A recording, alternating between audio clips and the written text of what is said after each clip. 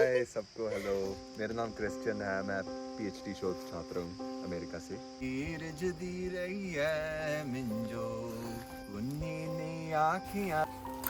Hello दोस्तों, तो आज दिन की शुरुआत हम इस तरह से कर रहे हैं। देखिए कितना प्यारा व्यू है। और ये मेरे घर के बैक साइड कह लीजिए आप, या फिर फ्रंट में कह लीजिए। तो ये इस तरह का जो है थोड़ा सा व्यू आता है। गाय और इस तरह से जो मेमने होते हैं या भेड़ बकरियां लोगों ने पीछे बांधी होती, तो मैंने सोचा आपको भी दिखाती हूँ। कितनी प्यारी लग रही है यार, मुझे ना बहुत ही पसंद है ये छोटे मेमने। और जो बकरियां होती है ना, वो मुझे बहुत क्यूट लगती है और बहुत प्यारी। इवन मुझे सारे ही एनिमल अच्छे लगते हैं, बट ये वाले ये जो होते हैं ना, इनको देख के बड़ी क्यूटनेस सी एक आती है। लाइक बिल्ली हो गई या फिर ये मेमने हो गए या बकरियां हो गई, बहुत ही क्यूट होते हैं। बहुत प्यारी सी इनोसेंट सी, देखिए कितने स्माइल कर रही है जैसे लग रहा है। तो इसका पोज देते हुए मैंने जो है इसको रिकॉर्ड कर लिया था। और इसी के साथ अब शाम का जो समय हो गया है, तो मैंने सोचा शाम के टाइम एक शूट कर लेती हूँ। एक्चुअली मेरा एक फ्रेंड आने वाला है, जो उसके साथ मेरा एक इंटरव्यू तरह का ही समझ लीजिए। तो हमारी कुछ बातचीत होनी है, तो मैंने सोचा चलो बाहर निकल के थोड़ा सा शूट कर लेते हैं। और यहाँ जो है मेरे हस्बैंड भी उसको लेने आए थे हम लोग, तो वो आया था, तो हम लोग उसको लेके जो है वो जा रहे हैं। तो अब इस तरह से ये देखिए लोगों ने ना यहाँ पे बैकयार्ड में कुछ वो लगाई हैं सब्जियां। तो गाइस इस तरह से आप ये वाले घर देख सकते हैं। तो ये ना एक्चुअल में मड हाउसेज हैं, जो पुराने टाइम के घर होते थे ना, वो इस तरह से देखिए बनाए गए हैं। तो ये कितना ही खूबसूरत तरीके से ये वाला घर तो मुझे बेसिकली बहुत ही पसंद है, क्योंकि इसका जो आर्किटेक्चर है ना, ये बहुत ही प्यारा है। और मैं शाम को भी इनसे मिलने गई थी ना, तो ये देखिए किस तरह से खुश हो रहे हैं देख के। और मतलब क्योंकि मैं इनको ना कुछ खाना वाना जो है वो डालती रहती है, तो ये मुझे देख के बहुत ही एक्साइट हो जाते हैं कि अभी भी कुछ आएगा हमारे लिए। और उधर पीछे एक भेड़ू भी है। और ये देखिए ये कुछ अपने पॉज देते हुए कि भैया अब हमें कुछ खाने को दो, ऐसा वैसा। पर चलो मैंने इनके साथ थोड़ा सा खेला। और अब जो है हम वापस जाएंगे रूम में। और रूम में जो है अब इंटरव्यू की तैयारियां जो है वो शुरू हो रही हैं। तो वो क्या है वो आप खुद सुन लीजिए। क्योंकि आपने सोरा फेस्टिवल में भाग लिया और उससे पहले भी आप जावे में काम कर रही थी, तभी मतलब आपसे ये बात करनी थी। और ये जो रिसर्च है ये एक छात्रवृत्ति फेलोशिप के तहत है, फुलब्राइट यूएस स्टूडेंट फेलोशिप, जो यूएस और इंडियन सरकारों की दोनों की तरफ से आते हैं। और मतलब इंडिया के अंदर मेरी एक सुपरवाइज़र है डॉक्टर अमित सिंह, जो अम्बेडकर यूनिवर्सिटी दिल्ली में है। और बस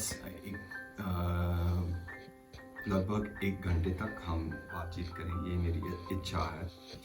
और आपसे कुछ सवाल पूछना है, और आपसे सवाल पूछने के बाद मैं मतलब हमारी बातचीत को रिकॉर्ड करके आपके हर बातों को मतलब मैं लिखूंगा अनुवाद करके। और जो भी मेरे थीसिस के काम में आएगा मैं वो शामिल करूंगा। कि इतना ही बोलना था। आप मतलब शुरू करने से पहले आपके कोई सवाल है? नहीं, कोई सवाल। चलो बढ़िया, ओके ठीक है। तो सबसे पहले आपसे पूछना है कि आपका पूरा नाम बताइए। सबसे पहले मैं क्रिश्चियन का धन्यवाद शुक्रिया करना चाहती हूँ कि उन्होंने हमें इस लायक समझा कि हम इस थीसिस में जो है अपना एक छोटा सा योगदान दे सके, उनकी कुछ मदद कर सके इसमें, इस थीसिस को थोड़ा सा और बड़ा करने के लिए। तो मेरा नाम सादिया है और मैं हिमाचल प्रदेश चंबा की रहने वाली हूँ। और मेरी अभी अभी शादी हुई है दिल्ली में। और आप जागोरी में कब, मतलब आपने जागोरी के बारे में सबसे पहले कब सुना? जी, तो जागोरी के बारे में मैंने सबसे पहले सुना था 2015 में, जब मैं धर्मशाला में काम कर रही थी अपनी टेक्निकल फील्ड में। तो मैंने जागोरी के बारे में बहुत सुना था कि जागोरी में जो है वो आपको एक फेमिनिस्ट जो एक संस्था है, और यहाँ पे औरतों को इंसाफ और न्याय दिलाया जाता है। और यहाँ के बारे में मैंने ये भी बहुत सुना है कि जो आभा दीदी हैं या जो कमला भसीन मैम थे, वो उनका बहुत योगदान रहा है। और बहुत और भी चेहरे हैं और भी नाम हैं जिनके मुझे अभी जो जहन में नहीं आ रहा है। बट जो कमला भसीन जी थे उनके बारे में मैंने तब सुना था जब वो सत्यमेव जयते करके एक आमिर खान का जो शो था उसमें जब आए थे तो मैंने उनके बारे में सुना, और जब मैंने उनके बारे में पढ़ा, रिसर्च की, तो मुझे पता चला कि वो एक्चुअल में वास्तव में वो है क्या। और तब मैंने उनके बारे में जो था वो पढ़ा, और तब मुझे पता चला कि वो जागोरी से भी रिलेटेड है। तो जागोरी के बारे में और मेरी उत्सुकता थी, वो बढ़ गई कि काश मैं भी जागोरी में काम करूं। अच्छा। और उस टाइम आप कॉर्पोरेट सेक्टर में काम कर रहे थे? उस वक्त मैं कॉर्पोरेट सेक्टर में थी। अच्छा, तो जागोरी के साथ मतलब कब जुड़ी? जी, जागोरी के साथ मैं जुड़ी 2023 फरवरी में। जी, 3 फरवरी को मैंने जागोरी को ज्वाइन किया। अनुभव कैसा रहा? वो मेरा लाइफ का बहुत ही अच्छा अनुभव रहा, क्योंकि मैंने इतने सारे लोगों के सामने गाना गाया। उस दिन जो धर्मशाला कॉलेज का ऑडिटोरियम था उसमें कम से कम मैं मानूँ तो 2 से 3 हज़ार लोग थे उस वक्त जब हमने ये गाना गाया था। और ये मेरी ज़िंदगी का बहुत ही अच्छा एक्सपीरियंस रहा, क्योंकि मैंने पहली दफ़ा इतने सारे लोगों के सामने, और वहाँ पे एडमिनिस्ट्रेशन के अधिकारी लोग भी बैठे थे, तो मेरा ये अनुभव बहुत ही अच्छा रहा, क्योंकि मुझे गाने का बहुत ही शौक़ है।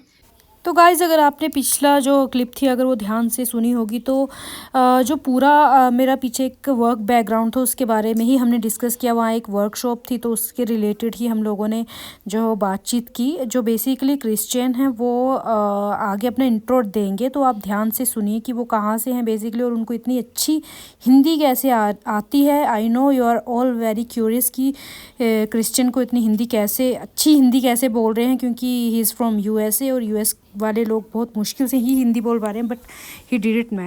मिलवाते हैं आपको।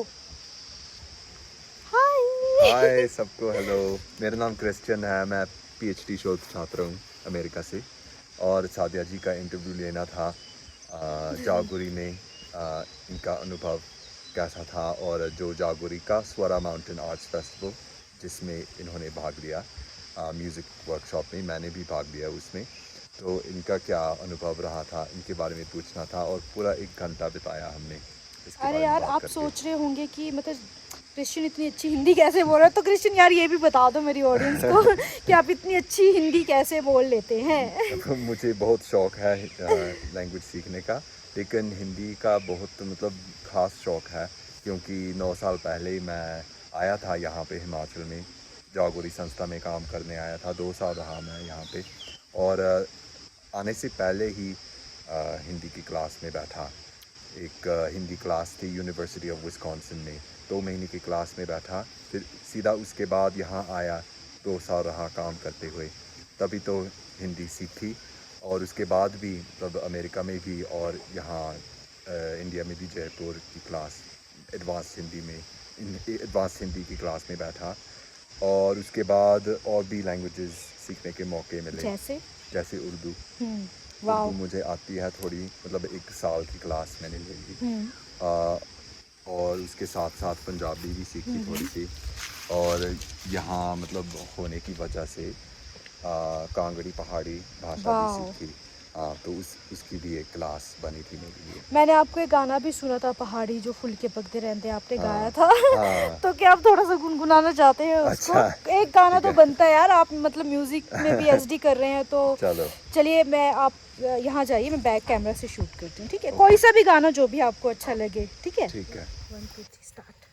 फुल के पकदे रे बहुत सब्जी रिझदी रही है मिंजो, कुन्नी नी आखियां रोटी खाई ले कुड़िया। फुल के पकदे रे बहुत सब्जी रिझदी रही है मिंजो, कुन्नी नी आखियां रोटी खाई ले कुड़िया। बस। Thank you so much Christian, आपने अपना इतना बेशकीमती समय दिया, और बहुत ही अच्छा जो ये गाना आपने गाया। शायद हिमाचली भी इतने अच्छे तरीके से नहीं इसको गा सकते होंगे, सच में अगर सच कहूँ तो। और बहुत शुक्रिया करना चाहती हूँ मैं आपका दिल से कि आपने टाइम दिया हमें। आपका बहुत बहुत शुक्रिया।